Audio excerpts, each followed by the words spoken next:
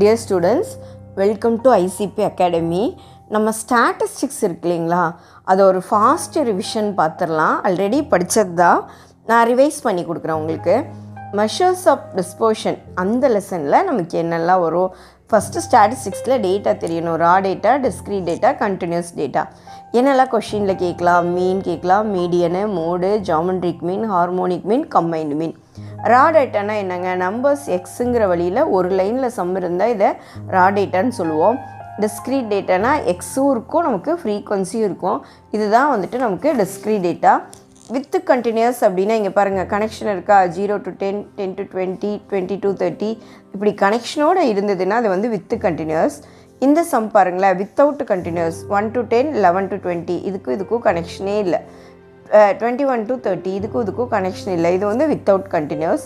இதில் மீன் எப்படி கண்டுபிடிக்கிறது, ரா டேட்டாவில் எப்படி மீன் கண்டுபிடிக்கிறது. எக்ஸுன்னு ஒரு லைனில் நம்பர்ஸ் நம்மளுக்கு கொடுத்துருப்பாங்க. மீனோட formula sigma x by n. இதில் இருக்கிற எல்லா நம்பரையும் ஆட் பண்ணி number of item 1 2 3 4 5 6 7 number of ஐட்டத்தெல்லாம் நீங்கள் டிவைட் பண்ணிங்கன்னா உங்களுக்கு என்ன கிடைக்கும், மீன் கிடைக்கும்.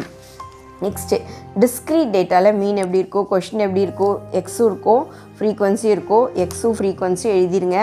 Next step fx. மீனோட ஃபார்முலா என்ன, sigma FX divide by sigma F.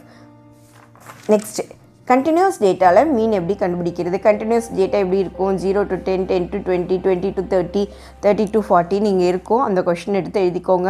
இதனுடைய அடுத்த ஸ்டெப்பு மிட்எக்ஸ் பண்ணிடுங்க. இது ரெண்டுத்தையும் ஆட் பண்ணி டிவைட் பை 2 போட்டிங்கன்னா அதுக்கு பேர் என்னங்க, மிட்எக்ஸ். ஒவ்வொன்றையும் அதே மாதிரி பண்ணிகிட்டே வாங்க. நெக்ஸ்ட்டு ஃப்ரீக்வன்சி கொஷினில் கொடுத்துருப்பாங்க, அதை எடுத்து எழுதுங்க. அப்போ இந்த சம் டிஸ்க்ரீட் டேட்டா மாதிரி மாடலில் ஆயிடுச்சு. ஸோ எஃப்எக்ஸ் எழுதிக்கோங்க. மீனோட formula sigma FX divide by sigma F. எல்லாத்தையும் ஒரே மாடலில் நம்ம கொண்டு வந்துட்டோம். நெக்ஸ்ட்டு மீடியன் வந்துட்டு உங்களுக்கு வந்துட்டு ரா டேட்டாவில் மீடியன் இருக்கும்னா இப்படி நம்பர்ஸ் ஆஃப் ஐட்டம் கொடுத்துருப்பாங்க இல்லைங்களா, இது எல்லாத்தையும் நீங்கள் ஃபஸ்ட்டு அசெண்டிங் ஆர்டரில் எழுதுங்க. மீடியனோட ஃபார்முலா n+1/2th ஐட்டம். ஸோ 8/2 வருது. 8/2 உங்களுக்கு என்ன வேல்யூங்க, 4th வேல்யூ. மீடியன் மீன்ஸ் என்னங்க, ஒன்றும் இல்லைங்க, நடுவில் இருக்கிற வேல்யூ தான் நம்ம என்னென்னு சொல்கிறோம், மீடியன் அப்படின்னு சொல்கிறோம். இதுவே ஈவன் நம்பராக இருந்தால் மீடியன் எப்படி கால்குலேட் பண்ணணும் அப்படிங்கிறத மட்டும் பார்க்கலாம். ஈவன் நம்பராக இருந்தால் கொடுத்துருக்குற கொஷினை அசெண்டிங் ஆர்டரில் எழுதுங்க. n+1/2th ஐட்டம் போடும்போது உங்களுக்கு 4.5. இந்த மாதிரி வந்துச்சுன்னா 4th value plus 5th value divide by 2, அதாவது 4th வேல்யூவும் 5th வேல்யூவும் ரெண்டுத்தையும் ஆட் பண்ணி டிவைட் பை 2 போட்டால் உங்களுக்கு என்ன கிடைக்கும், மீடியன் கிடைக்குங்க. நெக்ஸ்ட்டு மீடியன் ஃபார்முலா என்னங்க, எக்ஸ் இப்படியே இருக்கும், எஃப் இருக்கும், குமுலேட்டிவ் ஃப்ரீக்வன்சி போடணும். 9 + 10 19, 19 + 11 30 குமுலேட்டிவ் ஃப்ரீக்வன்சி போடணும். ஃபஸ்ட்டு ஸ்டெப் இது வந்து என் வந்துட்டு நமக்கு என்ன இருக்குது, 50. ஃபார்முலா என்னங்க, n/2, 50/2 25. இப்போ இந்த 25 இங்கே எங்கே ரீச் ஆகுது அப்படிங்கிறத பார்க்கணும். இந்த இடத்துல ரீச் ஆகுது, 30க்குள்ளே தான் என்ன இருக்குது, 25 இருக்குது. அப்போ எல் வந்து 20, n/2 25. குமுலேட்டிவ் ஃப்ரீக்வன்சிங்கன்னா இதுக்கு முன்னாடி இருக்கிற value 19, frequency 11, class interval 10. Formula என்னங்க, L + n/2 - CF divide by F into C. இப்போ இந்த ஃபார்முலாவில் இதை கண்டுபிடிச்சிட்டு ஒன்றும் இல்லைங்க, குமுலேட்டிவ் ஃப்ரீக்வன்சி போடணும். போட்டதுக்கப்புறம் n/2 25 வருது. 25 இந்த லைனில் எந்த இடத்துல ரீச் ஆகுதுன்னு பார்த்துட்டு இது L, இது CF, இது n/2, இது n/2, ஃப்ரீக்வன்சி 11, கிளாஸ் இன்டர்வல் 10. இந்த ஃபார்முலாவில் அப்ளை பண்ணோம்னா நமக்கு ஆன்சர் வந்துடும். L + n/2 - CF divide by F into C.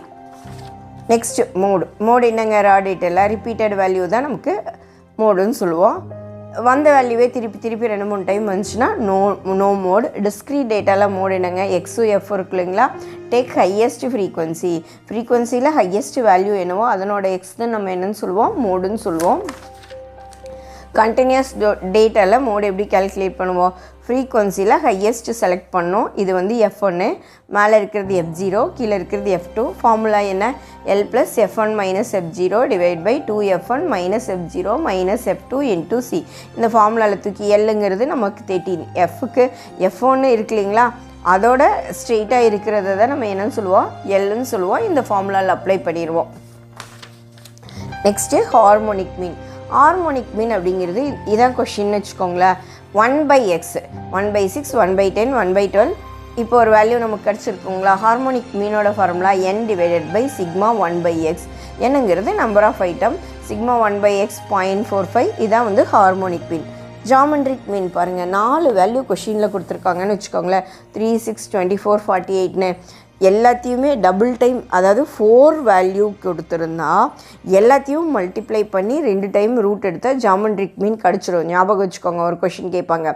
அதே 3 வேல்யூ கொடுத்துருந்தா க்யூப் ரூட் எடுக்கணும். 3 வேல்யூ கொடுத்துருந்தா நீங்கள் என்ன எடுக்கணும்? க்யூப் ரூட் எடுக்கணும். இங்கே பாருங்கள், 3 வேல்யூஸ் கொடுத்துருக்காங்களா, க்யூப் ரூட் எடுத்திருக்காங்களா. ஹார்மோனிக் மீன் பாருங்கள், எக்ஸும் எஃப்